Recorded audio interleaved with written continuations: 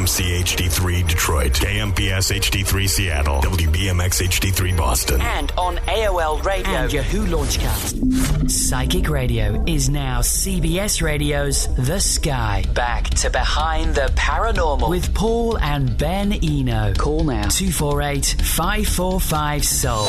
New skyradio.com. Believe. What is an out-of-the-body experience? Do you really leave your body, or is something else happening? What if you can't get back? Well, hello there, and welcome to the 458th edition of Behind the Paranormal with Paul and Ben Eno. I'm Ben, and those disconcerting questions came from my co-host and partner in the paranormal, my dad. So this evening we're doing something a little different from the norm. A discussion with several people who have had dramatic out-of-the-body experiences, or OBEs for short. And you're welcome to call in with your own experiences. The number is it's 248-545-7685. Again, that's 248-545-7685.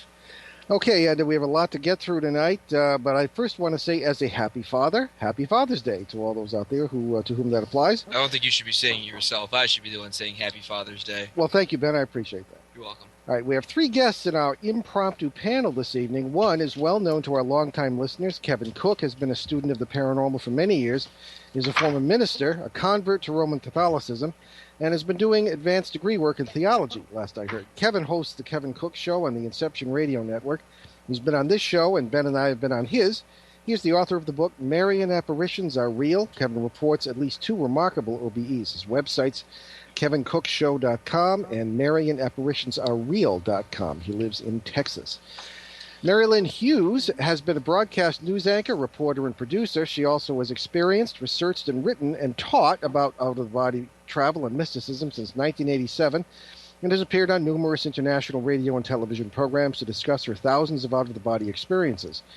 She is featured in the documentary film The Road to Armageddon, sounds cheerful, which was released in the fall of 2012 and has been featured in several books. Founder of the Out-of-the-Body Travel Foundation in 2003, she has written 75 books, along with many magazine articles and CDs. She lives in Colorado, and her website is outofbodytravel.org. Our third guest is Donna. I'll leave it up to her if she wants to give us her last name. She lives in Rhode Island and is a longtime listener to the Monday Boston Providence edition of this show. It was her OBE and those of some other listeners that gave us the idea for a show like this. So, all right, everyone, welcome to Behind the Paranormal. Thank you. Okay, Donna, we know you were a little nervous about being on the air, so let's give you a chance to get started and just tell us your experience, if you would, please. Only because people don't believe that it's, a paranormal experience. Sure. We know that better than anybody. It was within a dream. Okay. I literally came out of my body and wanted to go into the universe. Okay. And I wanted to continue on, and I was attached with some cord that pulled me right back down to my bed, literally. Okay. I've never had anything like it in my lifetime. I never had it again. Well, you're talking to the right people. When did this happen? Approximately 20 years ago. 20 years ago. And did it ever happen before or since, or just that one time? No, that one time. Okay. And all right. I wish it had happened again. It was so pleasant. Okay. All right. Well, let's take that as our start. And why don't we just sort of have open questions and comments from others? I'd love to hear others, experience the same thing. Sure. Marilynn, what say you? I can't be the only one. Yeah. Hi, Donna. This is Marilynn. What you're describing is a very typical experience into what I call the galactic heavens. In the experiences that I've had in out-of-body travel, eventually you're taken through a portal, which may very well be like a black hole in heaven, but I call it the star tunnel. It takes you into a higher dimensional realm in the universe where you enter into what I call the galactic heavens, because there is a heavenly realm where we go and we die, which goes well beyond this earth. It actually contains the souls of people from this earth, but also the souls of other beings from other planets in the universe, and that's why I call it the galactic heavens. And so you were basically heading towards that portal, it looks like. Wow. All right. I'm just sorry if I interrupt. I'm just going to keep it moving along here because we only have an hour. I think I might have an entirely different interpretation, but Marilynn is here. Okay, go ahead. Well, anyway, I just didn't want to come back. Oh, no, absolutely. To go on Donna. Well, Donna, you're an old hand at listening to our other show, so you know our opinions, so we'll leave it at that. Exactly. Now, I wanted to give thank you, Marilynn. I want to give you a chance to say, because you're the expert here, but I wanted to give Kevin a chance. Kevin has had some very unusual... yes, I'd love to hear from other people. Yeah. Okay. Yeah, I've had some pretty unusual ones. I've met some unusual people, I understand. Oh, yeah, I've had quite a few. But, no, actually, I had a really excellent out-of-body experience in my 20s when I was in Atlanta. Sue and I had a townhouse there, and I found myself floating out of my body, staring back at Sue and myself on the bed. Exactly. And I'd heard of this before, and I was very vivid. I could see the texture of the light, say, because I kept the light on in the townhouse in the hallway, the bathroom or something, if you had to go to the bathroom in the middle of the night.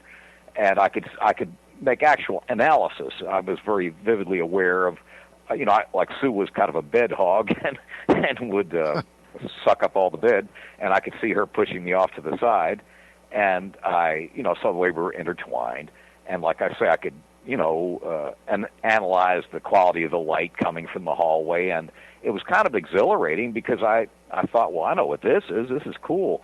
I want to go see my brother in California. And then I was fixing to do that. I started to rise up kind of, and I said, well, no, I could see Doug anytime. I'll go to heaven. And so I started rising up kind of like slowly above my body, and I kind of got cold feet. I thought, well, hey, I may not come back from that little trip. So I guess I also kind of snapped back into my body. Like I guess I got flustered or something, and that was all she wrote. But it was a very vivid experience. I remember it very well, much different than a regular dream or anything of that nature. Okay. Donna, do you have any questions for either Marilynn or Kevin at this point? Did he have a feeling of being attached to it? No, I really didn't have an attached kind of feeling. It was kind of a feeling of exhilaration, like a couple cinder blocks were off your shoulders, and this was great. I guess, at this point, I'd have probably gone along with it, in my age, but I'm just saying at 20s, before Sue and I got divorced and all that stuff, life looked pretty good. And you didn't want to come back, correct? No, I didn't really want to come back, no. I didn't either. I wanted to go further. But something did you have any brought questions, me Ben? back. Working on it. That was the end of it. If I could just sure. interject here. The experience that Kevin is describing is very typical of like a first out-of-body experience. And one of the things that happens that both Donna and Kevin are describing is that when you go into the out-of-body travel state, you are disconnecting from your physical, spiritual connection to a higher level vibration. Part of the reason people don't want to come back is because you're connecting, in a sense, to the universal oneness of God. There's a certain sense of peace, unconditional love. There's peace, absolutely. Peaceful. Yeah, and so that's why people don't want to come back, because the level of love that we can achieve or experience in a third dimensional body is so much less intense than what we can experience when we go into a higher dimensional aspect of ourselves. And so it's very typical that people don't want to come back. Well, I had another one later in life, but about 5 or 6 years ago. It was a little more exotic. If you want me to tell you that one. All right. Hold on here. I got a few questions for you, Marilynn. Okay. So, what? All right. Let's start with this vibrations thing and the oneness and stuff. All right. So you can't achieve oneness with all things in this. Well, let's put it in how you said, this physical realm that we're in now currently. It's not enough. Not entirely, no. A lot of people can achieve certain levels of it with if they're a really, really high level meditation or contemplation, but it's usually something that people are going to experience in a mystical or out-of-body experience. Okay. So there wasn't enough time, if I might add, there wasn't enough time to continue with it. Right, and a lot of times we're not allowed to go further. Well, can I ask Donna, what do you mean there wasn't enough time? Did you, like, wake up or what? I wanted to go back, yes, and I was brought back, like, with something attached to me. Oh, I see what you mean. Okay, yeah. And I wanted to just go on with it, and I was brought back into my dream, into my bed, and woke up. And what you're describing, Donna, is what a lot of people have described as the silver cord, which attaches the spirit and the soul to the body. Now, I myself have never experienced that, but I have heard thousands of people who have. So that is a very common experience. And what happens usually when someone leaves the body at first, as you were mentioning, Ben, you were mentioning the vibrations. The body, it feels like it's your body, but it's actually the vibration level of your soul, your spirit. What are these vibrations? Why can't everyone experience that? Well, eventually we all will, because we don't stay here forever. But the vibrations are actually people will experience this. I have a book I might recommend to get more details for people. Come to Wisdom's Door. It's at outofbodytravel.org. I'm sorry, what, Donna? It was one of the most wonderful experiences I had, that dream. Exactly, yeah. And the vibrations come as a result of, we are kind of like being tuned up like a jet engine. Our spirit is coming forward. Our physical self is moving back. As you experience out-of-body travel, at first you're going to experience the vibrational state as a very, very shocking thing. Some people even get headaches from it because like you... No. Well, I know you didn't experience that, but other people do, and that's what I'm trying to explain. Yeah. The vibrations... Then you'll go through phases where you're actually put through vibrational raisings. And what happens is that it's almost like if you're revving your engine. And the reason that these are happening is because your spiritual vibration has to raise up to whatever level that God is choosing to let you see in the spiritual realms. And everything beyond this earth and even everything in this earth is made up of certain kinds of vibrations. Okay, I'm afraid I have to stop everybody for a break. Oh, no, okay, we got about a minute. Okay, Ben and I will express our opinions at the end, but thank you, Marilynn. We're going to take a break here. We have 3 breaks in the show, and we're going to give everyone a chance to talk. I'd like to come back with Kevin and his interesting experience there. But in the meantime, you are listening to Behind the Paranormal with Paul and Ben Eno on CBS New Sky Radio, with our very interesting guests, Marilynn Hughes, Kevin Cook, and Donna. We'll be right back. Stick with us. Enlighten, empower, enrich. This is CBS Radio's The New Sky. New horizons, no boundaries.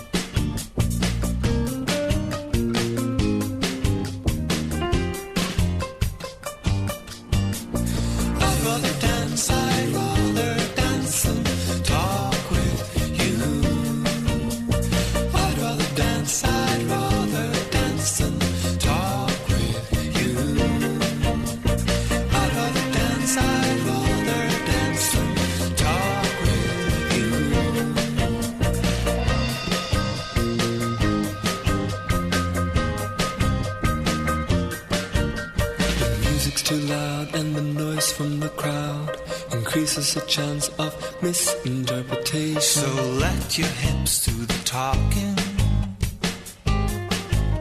I'll make you laugh by acting like the guy who sings. And you'll make me smile by really getting into the swing. Getting into the swing, getting into the swing, getting into the swing, getting into the swing, getting into the swing, getting into the swing, getting into the swing, getting into the swing. I'd rather dance, I'd rather dance and swing, talk, getting into the swing, getting into the. I'd rather dance, I'd rather dance and talk with you. I'd rather dance, I'd rather dance and talk with you. I'd rather dance with you.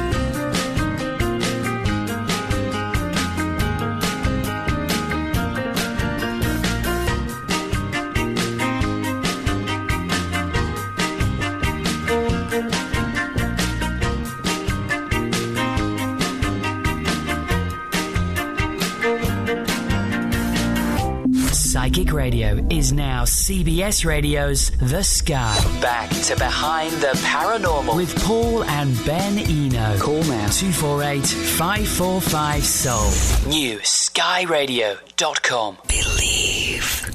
Here we are. We're going to keep going here, with Kevin, and I wanted to give Kevin a chance to talk about his remarkable experience. Kevin, if I could prevail upon you to start once more. Uh-oh. Well, maybe. Okay, well, in that case, let's go to Marilynn. Marilynn, you haven't told us about any of your experiences yet. Well, my experiences started when I was about 9 years old, and I had a really mind-blowing experience at that time, where it was one of those experiences wherein the heavens opened, the clouds were on the sides. There was a marble staircase leading to this throne, and there were angels on both sides. And at that time, I was given a lot of information, and part of it was just that there was something I would do later. And I began having the experiences again at the age of 22. And it started a lot like what Kevin described, having the typical just floating outside of your body and experiencing that. But it expanded to so much more, because I was taken into interdimensional travel, and I began my journeys in the heavenly realms. But then I started learning more about both the purgatorial realms and the hell realms, and so now it's the whole gamut. And along the way, I learned how to help lost souls. I learned how to deal with demonic spirits and the mystical. So I've had thousands of these experiences. And so, one of my books is called The Mysteries of the Redemption, a treatise on out-of-body travel and mysticism, and it really explains those experiences. But it began very simply like what Kevin had described. But then I started seeing angels and different types of spiritual teachers who would teach me different kinds of things as I was going along my path. I was learning more and more what God wanted from me and from us in our lives. It's hard to pick just one, but all right. No, I understand. Well, let me just ask a question here before we go. Sure. We are, I suppose you could describe us as skeptical. I don't know what. I've been at this for 40-something years, and I've seen it at all. One of the things I learned early on, and maybe this was my theological education, was nothing in the paranormal is what it appears to be. I'm very, very cautious. And if you are a religious person, you know that the ancient mystics of the church, the saints of just about any religion, would have said, be very, very careful. Exactly. Even in 1 John, it says, don't believe every spirit, don't trust every spirit. And in Greek, it actually says, my gripe with the Bible is it's not accurately translated, but it really does say don't trust every spirit. How do you know that this was actually what it appeared to be? Well, I went through a mystical training regarding that as well. And one of the things is the biblical discernment of spirits. which is asking the spirits if they acknowledge that Christ came down in the flesh and became man. That was part of it. I was shown different ways of discerning the spirits. And in the beginning, I was, a lot of the things that I was seeing involved lost souls, people who had died. What's a lost soul? A lost soul is someone who, for one reason or another, it's usually because of a sudden death or because of some kind of unusually traumatic death, died suddenly, and they're stuck because they don't realize that they have not crossed over. They don't realize that they are actually dead. Yeah, I don't believe any of that. And all these. With the greatest respect to you, I appreciate that, but let me explain what happens. Like, for instance, in a car accident, someone dies in a car accident. They don't even know what really happened to them. Their vibrations have not lifted out of the physical ability to see beyond. And so the angelic realm will use people who have certain gifts to help them find a physical point of reference, who can help them to raise their vibrations enough just so that they will be able to see their guardian angels, who can then help them make that crossover. What if you don't believe in any of this stuff? So what happens to them? Well, that's part of the reason some of the people are lost. Some people are atheists. They don't believe that anything happens after their death. What? And I am the farthest thing you'll ever find from an atheist, but they're just lost. I mean, this sounds kind of like very dogmatic, and I don't know. And again, I'm not criticizing. I'm just saying, we're all here to learn. I'm just saying that's not the way I've ever experienced anything in my research, and I came out of the seminary because they threw me out because they didn't like my opinions. But in any case, but as I say, I address you with the greatest respect, for your opinions.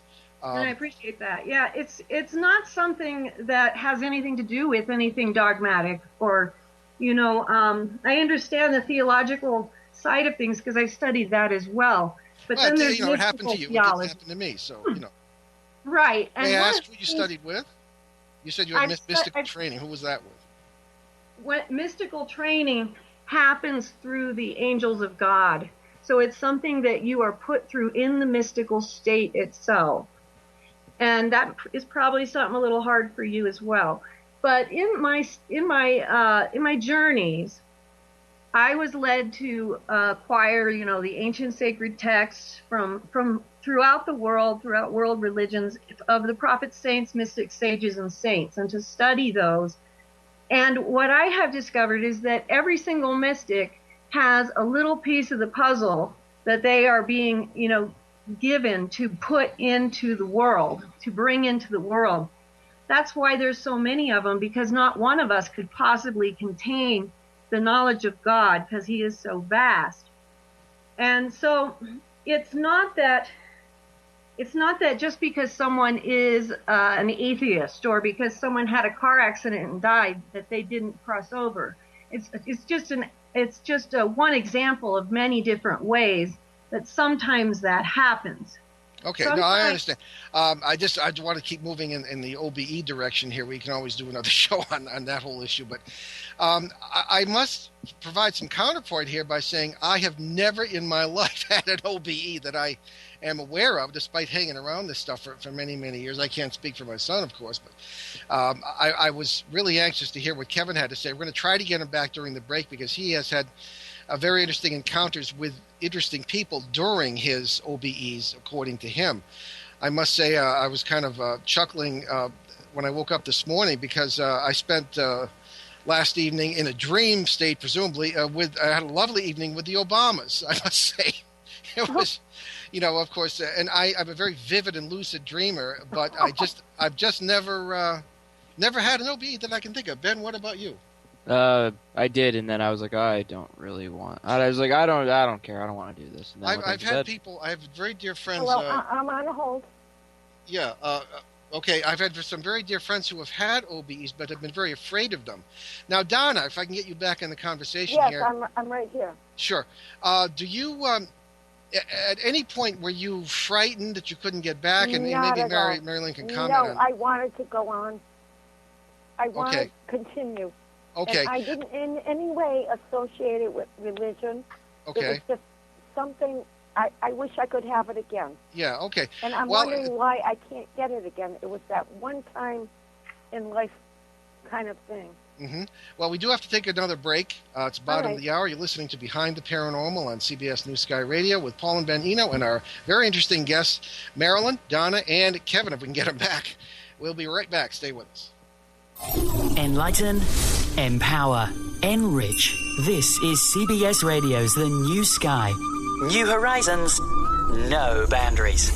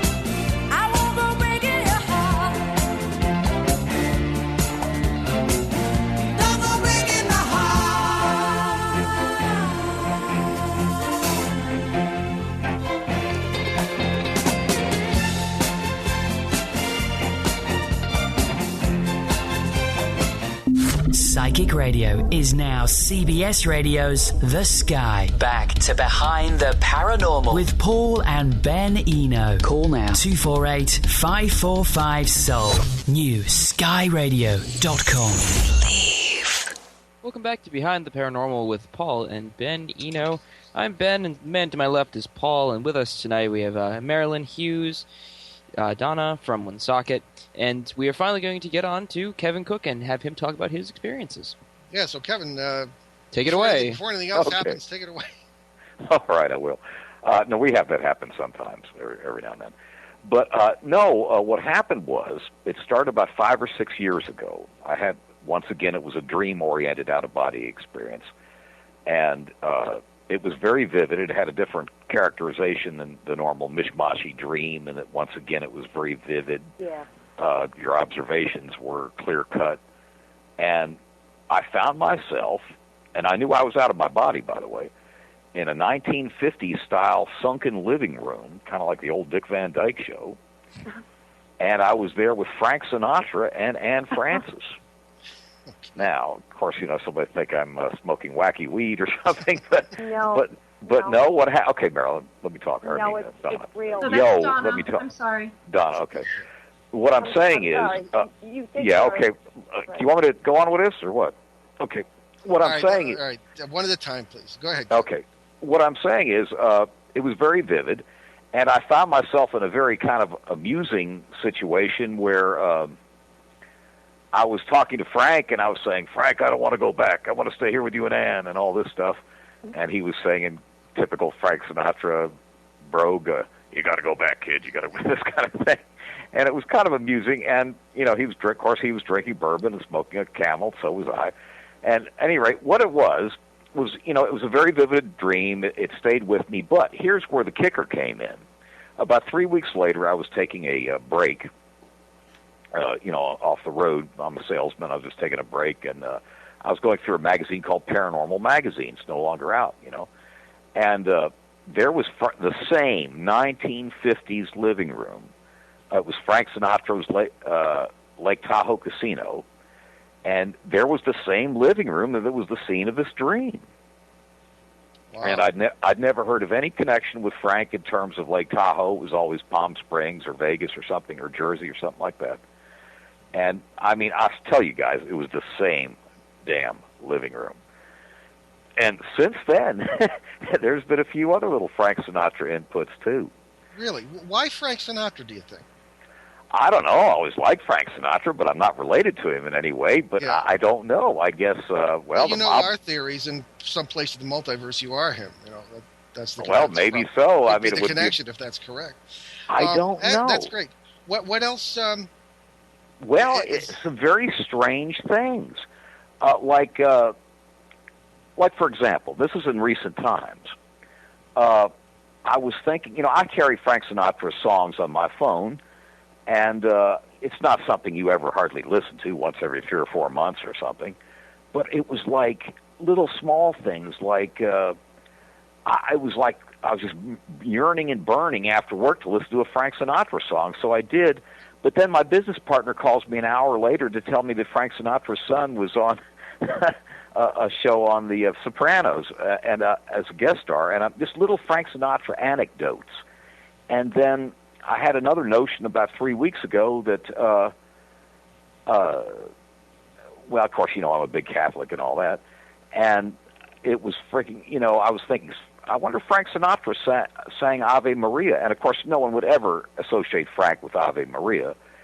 And, this was a yearning, burning thing, like, look it up. And I did, and by golly, Frank Sinatra is on iTunes for Ave Maria. And now these are not all small things in and of themselves, but if you look at the continuity of it all, it's quite remarkable, especially with the magazine picture of the sunken living room and other little small things. Well, as Marilynn says, all these little things add up. Thank you, Kevin. Now, Marilynn, we have I think we're going to have time for one communication from a listener here because of our limitations. But this is for you specifically. It came in from Vesna, says, from dear old London. And if I may read this and you can answer it. I've tried Otara meditation, something I've never heard of, for 6 days, but it took physical toll on me. I'd love to have an OBE, but for now, I've gone back to my regular Abraham Hicks meditation. I don't know about that either. Been doing it for 2.5 years. Suggestions, comments, opinion. Thank you. Marilynn, you can understand what this is. Yeah, the frequency of Otara is a CD that I put out, which was given to me directly from the angels, which includes the 8 octaves into the higher vibrational spheres, and a lot of people have had great success with it. My suggestion is, if you're tired, take some time off from it. Maybe in that time, read Come to Wisdom's Door, which is a very short book explaining how to have the out-of-body experience, and then come back to it when you feel ready to do so. Okay. All right. Well, I guess that maybe answers the question. What is the Abraham Hicks meditation specific? Is that something to do with the OBEs or? What? I don't know what the Abraham Hicks meditation is. I never heard of it either. Let me ask all of you, do you think that OBEs are something to be sought out? Yes. Are they something that, because for some people they're very unpleasant and frightening. For other people, as with Donna, they were very pleasant. What is your opinion? I personally think they're kind of a very strong person could do it. But I think someone that's not hinged too well might get rattled. I had a guy named William Bullman on, who's a big OBE guy. Oh, we had him on once too, yeah. Yeah, and I wasn't just that crazy about William, but of course, he teaches you how to do it and whatnot. But I don't know. To be honest with you, the average person, I would say not to do it. And that's just my own subjective opinion. It's not based on anything dramatic. Can I make a comment? Yeah, go ahead, Donna, sure. I would love to have another one. It was that pleasant. Yeah. And I'd like to interject, if I could, as well. Sure. Would that be all right? The purpose of out-of-body experiences goes well beyond, a lot of people will try to prove that they're happening by having someone focused in another room or in another part of the country. That's more of what I would call the parlor trick kind of out-of-body experiences. But when someone is truly following the path that is meant for the spiritual highest good of that soul, the out-of-body experiences generate and accelerate the purification path of the soul. And Paul, you mentioned that you had talked about a lot of the ancient mystics in the Catholic tradition. It's very similar to that. The interior castle of St. Teresa, the 7-story mountain of Tom Merton, all of the St. John of the Cross teachings. It's about the purification of the soul. And if I could just read a short excerpt here, it might give you a better idea. The out-of-body experience is purposeful. It has a purpose. It's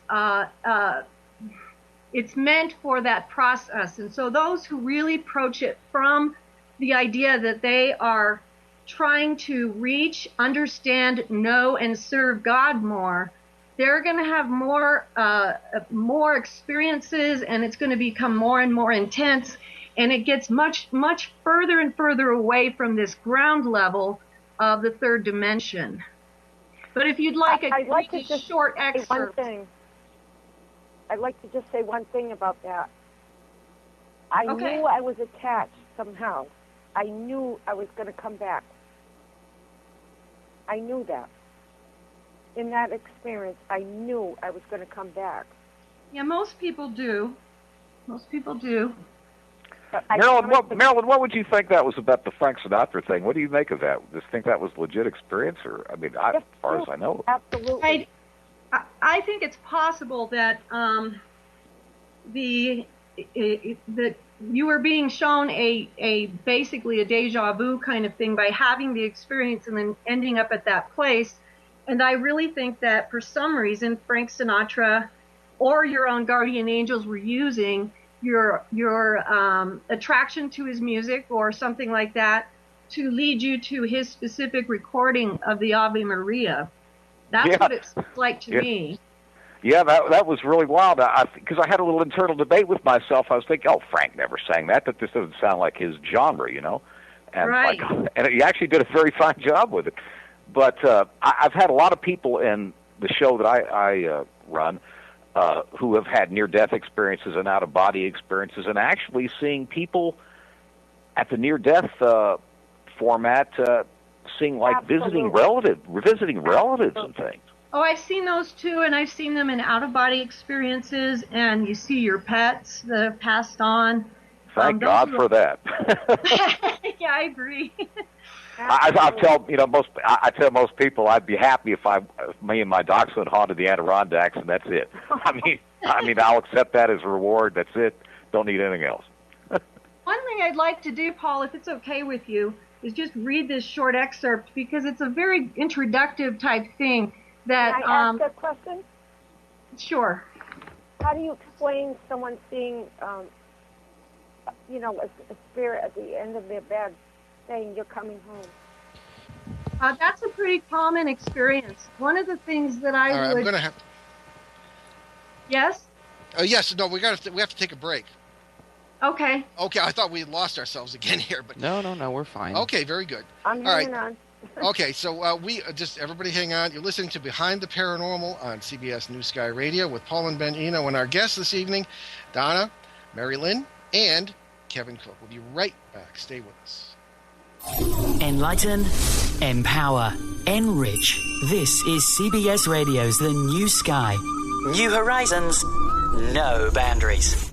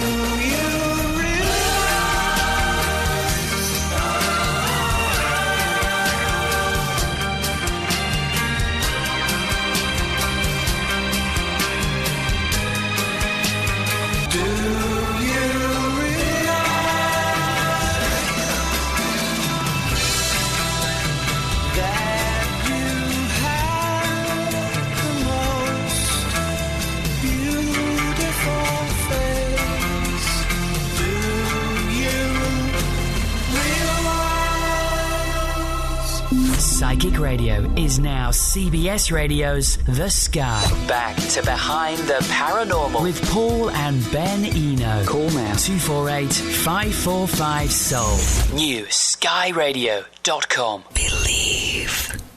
Well, I got the hand signal, so I'm introducing us back to the final segment of the show. A very excitingly chaotic edition of Behind the Paranormal here. Pleasantly confused. Indeed. It So was let us. confusing. Yeah. Well, mainly it's of our fun. technical glitches, but in any case. Well, anyway. Yeah. All right. Well, welcome back, everyone. And I just thought I'd take a second to give our minority opinion on what this is all about. And again, who knows? But back by the late 70s, I was already becoming convinced that these general theories of the paranormal were just not up to the job of explaining exactly what I was seeing and experiencing. Everybody assumed, and still assumes, most people, that you're dealing with spirits and different, levels of spiritual activity and all this, and but again, it doesn't explain what I was seeing anyway. So in the theories that I adopted and that Ben and I use today, and that have been, if I may say, very successful in dealing with different kinds of cases, from UFOs all the way down to ghosts. I might add that sort of thing. One more thing to your show. Okay. This is a true out-of-body experience. I cannot explain it any more than I did, and I wish everyone in this world could have it. Yeah, okay. No, it's understood. So I think that what people are experiencing is simply the growth and realization of the many parallel worlds, because that's the theory we use, is the multiverse theories of quantum mechanics. It was really the only thing that explained to me what was happening. Yeah, it was exactly. We were already in these places, and you're experiencing these things, and this is what it is. So that's our 2 cents on that. But I did want to ask, because this did kind of come up, what is the difference between an OBE and a near-death experience? And I'm going to start with Marilynn on that. Basically, the primary difference is that in a near-death experience, someone's actually dead. In an out-of-body experience, someone is still alive, but they're actually separating from the body and having a similar experience. Someone who's near death might go a little bit further, depending on what God's will may be, because obviously the people who've had near-death experiences are coming back, and God usually knows that ahead of time. So, go ahead. And so, the difference is primarily just the state of being alive versus dead at the moment that it happens. All right, Kevin? Well, I'd say that sounds about right, but the phenomenology does seem to be something similar in that you frequently in near-death experiences you'll see angelic or spiritual beings, and it's just it's really quite a similar facet. Well, in our studies, at least in the research I've done, that the near-death experience and the OBE are, at least the way I see it, are not necessarily quite as universal as is generally considered. In other words, not everybody has similar OBEs, and not everybody has similar near-death experiences. As Donna experienced a very positive OBE, other people experience very negative ones, and there can be differences from culture to culture. Not always, but at least that's my information. Marilynn, do you notice cultural differences among people, say, from other parts of the world or other religions or other cultures when it comes to OBEs?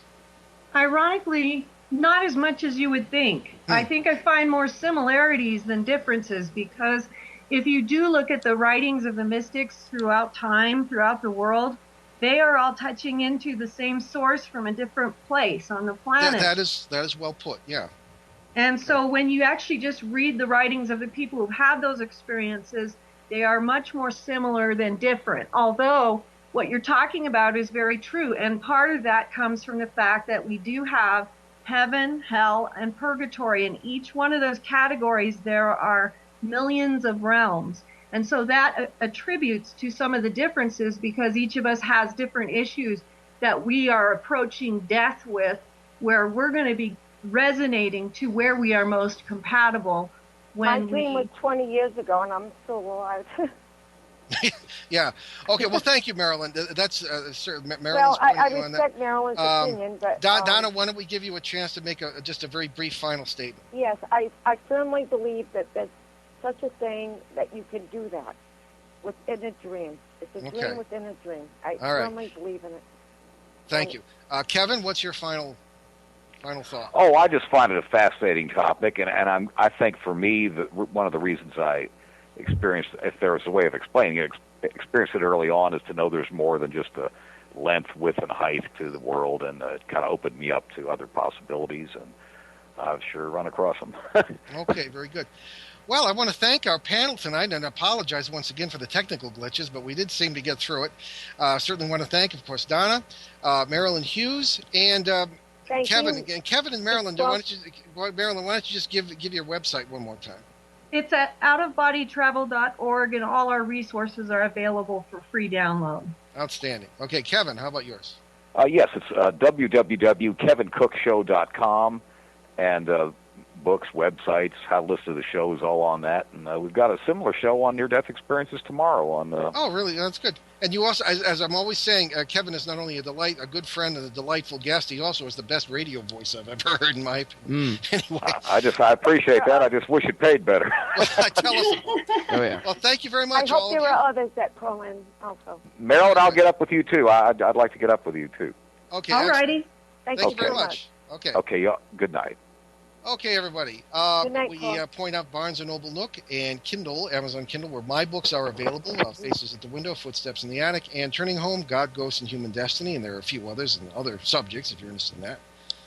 Right, so check out our websites, behindtheparanormal.com, where you can find over 500 free podcasts of all our past shows, and also you can check out our site at www.newenglandghosts.com, where there are case studies, photos, along with articles by my dad.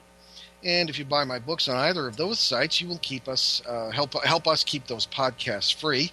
Also on our sites, you'll find direct links to several charities that Ben and I have adopted, including the city of Moore, Oklahoma, devastated by the recent tornado. And go ahead, Ben. So many thanks to our producer, Brandon Jackson, and we will see you next week when we will welcome back our good friend, author, and researcher, Mac Maloney, for a look behind Area 50, or for a look beyond. I almost said behind, like behind the paranormal. Right. Beyond Area 51 to such areas around the world that are little known. So send your questions or comments with the form at behindtheparanormal.com or email to paul@behindtheparanormal.com. And in the meantime, tune into our Boston Providence Drive Time show on WOON 1240 AM and ONWorldwide.com at 6 p.m. every Eastern Time, I should say, every Monday, and check out the over 450, 500 podcasts at that site. Now, I did want to mention two of the charities that we have adopted just in the final minute here. USA Cares, they're great folks. They provide financial and advocacy assistance to post-9/11 active duty U.S. military personnel, veterans, and their families. They assist all branches of the service, all ranks and components, and I've seen the great things that they have done. If someone can't make his mortgage payment or her mortgage payment, out comes a check from these people. They're just really, really, really great. So please check out usacares.org. And for our Canadian listeners, check out CanadianVeteransAdvocacy.org. Bill Blaze's excellent charity, and which takes care of our Canadian veterans as well. So please check that out. And we will leave you this evening with a thought from the American author, speaker, and educator, Dr. Leo Buscaglia. Quote, "A single rose can be my garden, a single friend my world." I'm Paul Eno. And I'm Ben Eno, and thanks for joining us on our great cosmic journey, and we shall see you next time.